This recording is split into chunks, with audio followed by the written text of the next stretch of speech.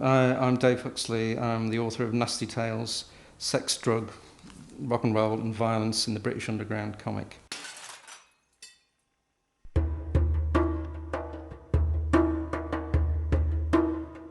I used to draw underground comics. I now lecture in a British university, some of the time on underground comics themselves.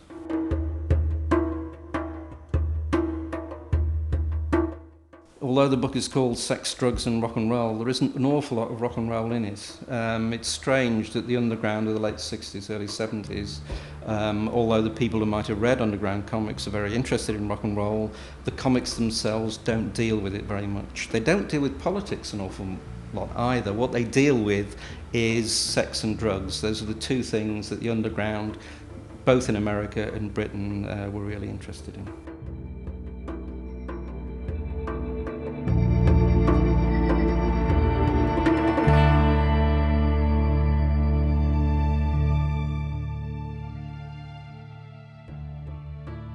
Britain doesn't have a long tradition of comics that are at least partially aimed at adults, like the American newspaper strips. So when, in the late 60s and early 70s, Robert Crumb comics appeared in Britain, Zap first appears in 1969, Oz and International Times, the two big magazines of the underground, reprint Crumb and Gilbert Shelton, suddenly a whole range of people thought, this is interesting, comics can deal with things other than superheroes or whatever.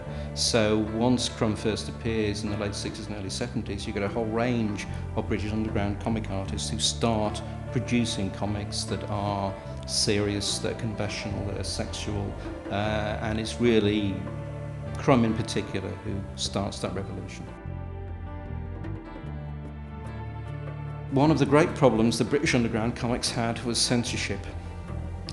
Both the underground magazines and the comics were under constant pressure from the police and the Obscene Publications Act. The most famous trial in Britain is the Oz trial, which was the major underground magazine.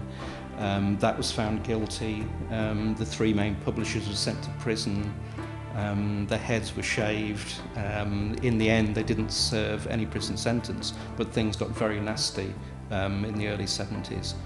Also in 1973, Nasty Tales, one of the major underground publications in comic form, was sent to court for obscenity. Interestingly, for a Robert Crumb strip called Dirty Dog. That was brought up in court, and oddly enough, they were found not guilty.